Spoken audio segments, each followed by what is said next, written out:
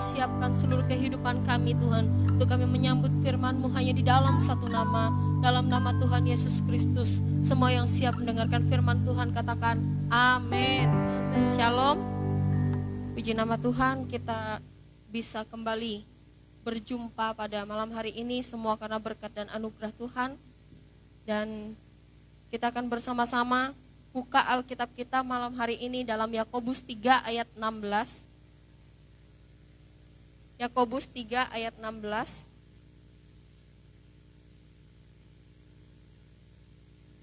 Kita buka bersama-sama Alkitab kita dalam Yakobus 3 ayat 16. Kita akan membaca ayat ini bersama-sama. 1, 2, 3. Sebab di mana ada iri hati dan mementingkan diri sendiri, di situ ada kekacauan dan segala macam perbuatan jahat. Di sini dijelaskan oleh firman Tuhan, sebab di mana ada iri hati dan mementingkan diri sendiri, di situ ada kekacauan dan segala macam perbuatan jahat. Akhir-akhir ini banyak orang kehilangan kasih. Akhir-akhir ini banyak orang yang kasihnya mulai pudar. Sehingga banyak orang mulai mementingkan dirinya sendiri. Banyak orang mulai egois. Egois dengan keadaan dirinya sendiri. Dia tidak lagi mementingkan orang lain. Tapi dia hanya mementingkan kehidupannya. Hanya mementingkan kesenangannya. Hanya mementingkan pribadinya. Sampai melupakan orang-orang yang ada di sekitarnya.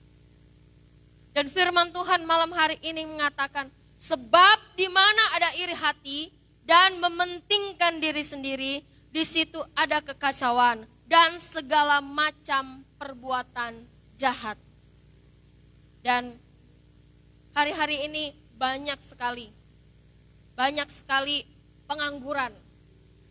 Karena banyak karyawan-karyawan yang kehilangan pekerjaan karena perekonomian dunia yang sedang kurang baik. Jadi banyak pengusaha-pengusaha mulai gulung tikar. Sehingga banyak karyawan-karyawan yang di PHK, yang dirumahkan, banyak pengangguran. Nggak ada kerjaan di rumah, jadi kerjaannya hanya ngurusin urusan orang lain. Urusan orang lain. Oh tetangganya, kok lagi masa susah begini. Wah dia kok bisa ya beli rumah baru. Tetangganya baru beli sepeda motor. Kok dia beli barang-barang terus. Barang-barang yang mahal terus.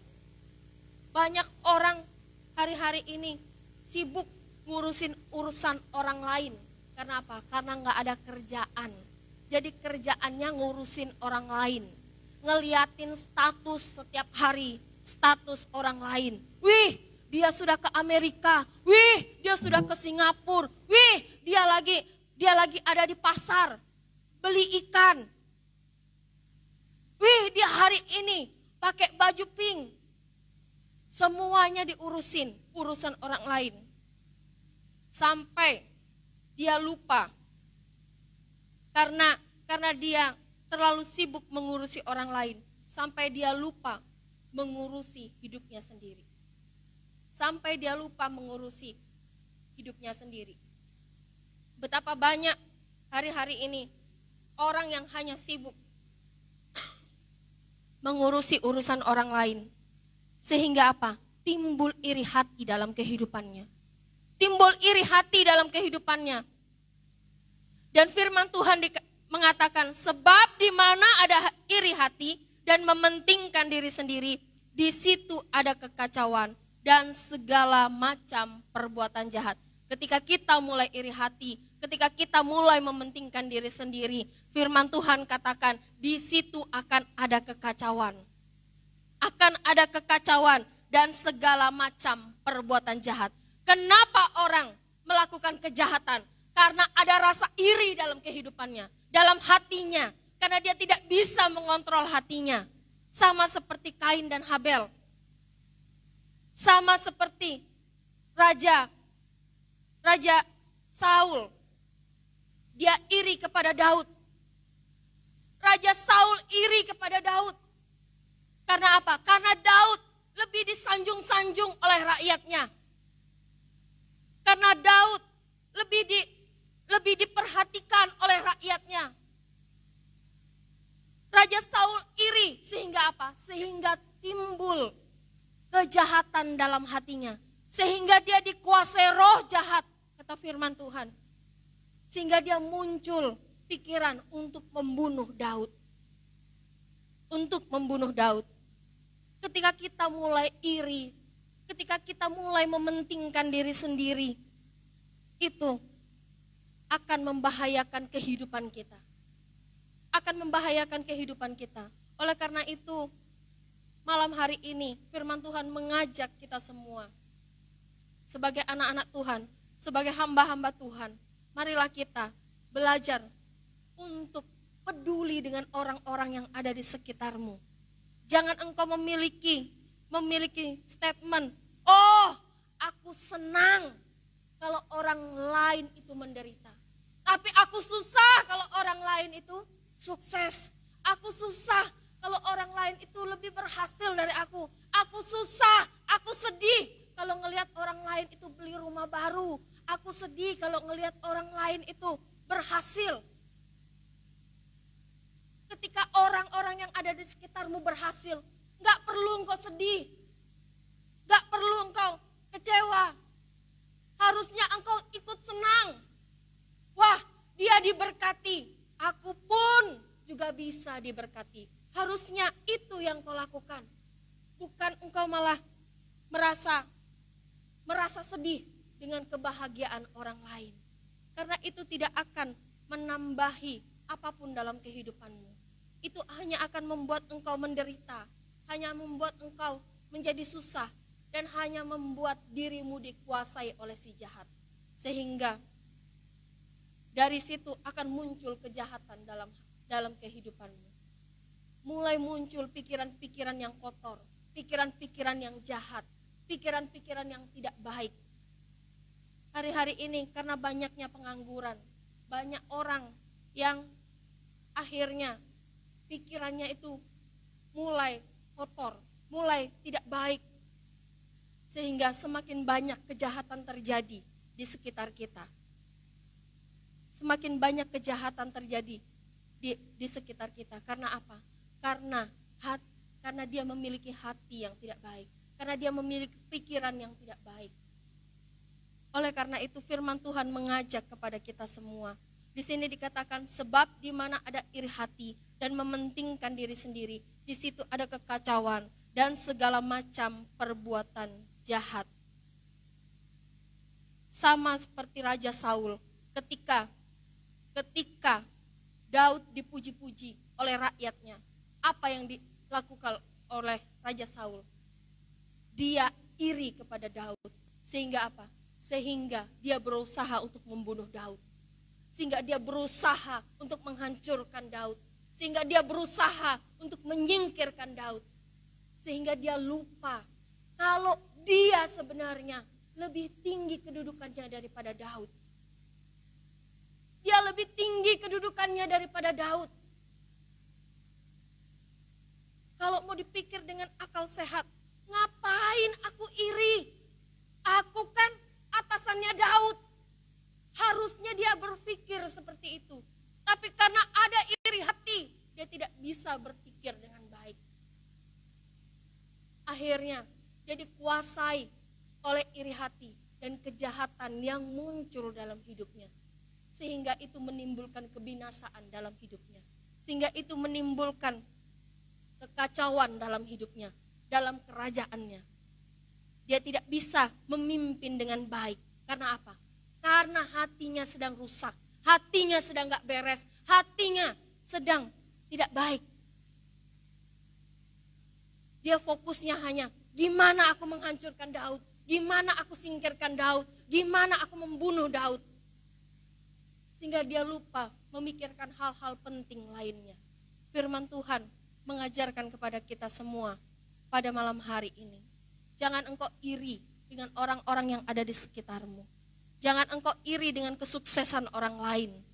Dan jangan pernah engkau mementingkan dirimu sendiri. Firman Tuhan mengajarkan kepada kita semua anak-anak Tuhan. Yang pertama, untuk hidup di dalam kasih.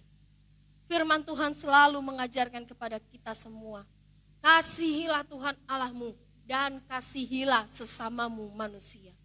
Firman Tuhan mengajarkan kepada kita semua untuk kita hidup saling mengasihi, untuk kita hidup di dalam kasih. Kasih Kristus ada dalam kita. Kita mengasihi Tuhan sama seperti Tuhan mengasihi kita.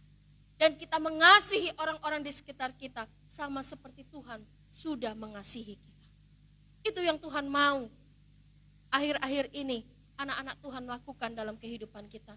Jangan sampai kasih itu hilang dalam kehidupanmu. Karena ketika kasih itu mulai hilang, kasih itu mulai pudar, kita mulai mementingkan diri sendiri. Firman Tuhan katakan, kekacauan yang akan terjadi dalam kehidupanmu. Dan yang kedua, firman Tuhan pada malam hari ini mengajarkan kepada kita semua untuk kita senantiasa saling bertolong-tolongan. Coba kita buka bersama-sama dalam Galatia 6 ayat 2.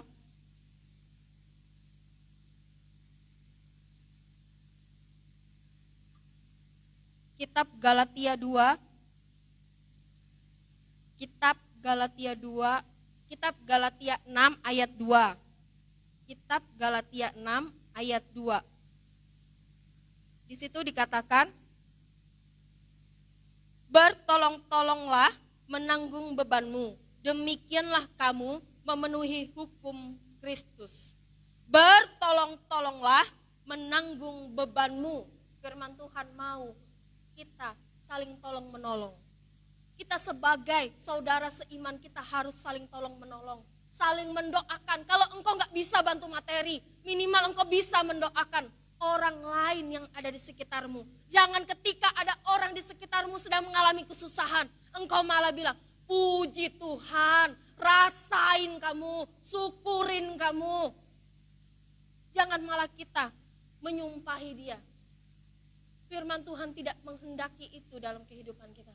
Tuhan tidak pernah mengajarkan hal seperti itu kepada kita. Tapi Tuhan mengajarkan kepada kita, bertolong-tolonglah kamu.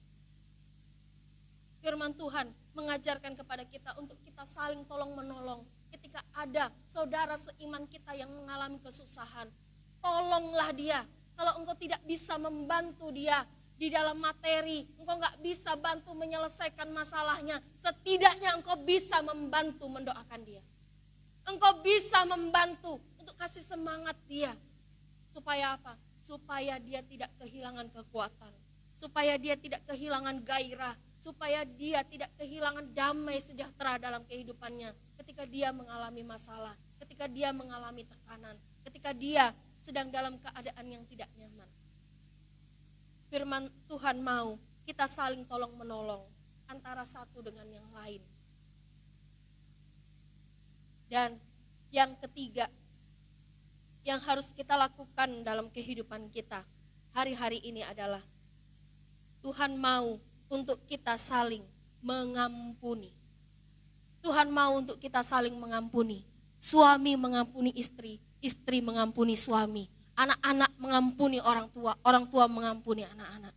Bahkan ampuni orang lain yang menyakiti engkau. Orang lain yang menjatuhkan engkau. Orang lain yang merancangkan kejahatan atas hidupmu. Ampuni mereka. Karena ketika engkau melepaskan pengampunan bagi mereka, Tuhan akan memberikan pengampunannya juga kepada engkau dan aku.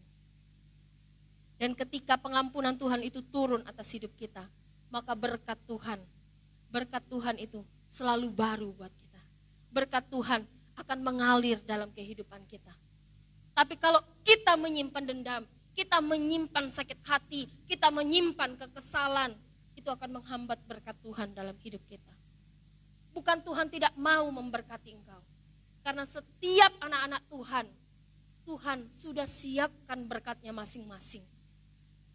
Tuhan sudah siapkan berkatnya masing-masing. Tapi terkadang berkat kita terhambat, karena apa? Karena perbuatan kita sendiri. Karena perbuatan kita sendiri. Karena kita lebih mencintai dosa, karena kita lebih mencintai kedagingan kita dibandingkan kita mencintai Tuhan. Tuhan mau kita saling mengampuni hari-hari ini. Jangan sampai kita kehilangan kasih yang daripada Tuhan. Tuhan mau pengampunan itu selalu ada dalam kehidupan kita. Tuhan mau kita selalu hidup dalam pengampunan. Karena Tuhan mengajarkan untuk kita saling mengampuni, bukan saling membalas kejahatan dengan kejahatan. Tapi Tuhan mengajarkan kepada kita, kejahatan dibalas dengan kebaikan, bukan dengan kejahatan. Jadi ketika ada orang yang menyakiti dirimu, doakan dia, berkati dia. Percayalah, ketika engkau berdoa dan memberkati dia, firman Tuhan katakan, engkau sedang menaruh bara api ke atas kepalanya. Engkau sedang menaruh bara api ke atas kepalanya. Pembelaan kita bukan dari diri kita, tapi pembelaan kita datangnya dari Tuhan. Kalau ada orang yang melakukan hal-hal yang tidak baik kepada dirimu, merancangkan hal-hal yang tidak baik dalam dirimu, ketika engkau melepaskan pengampunan buat orang itu, maka kejahatan orang itu akan menjadi kebaikan buat dirimu. Jadi firman Tuhan malam hari ini mengajarkan kepada kita semua untuk kita tidak hidup dalam iri hati, untuk kita tidak mementingkan diri sendiri, tapi firman Tuhan mengajak kita semua untuk saling mengasihi, untuk saling bertolong-tolongan antara rekan seiman, saling mendoakan, saling mendukung, saling menyemangati, agar kita semua sama-sama kuat di dalam Tuhan.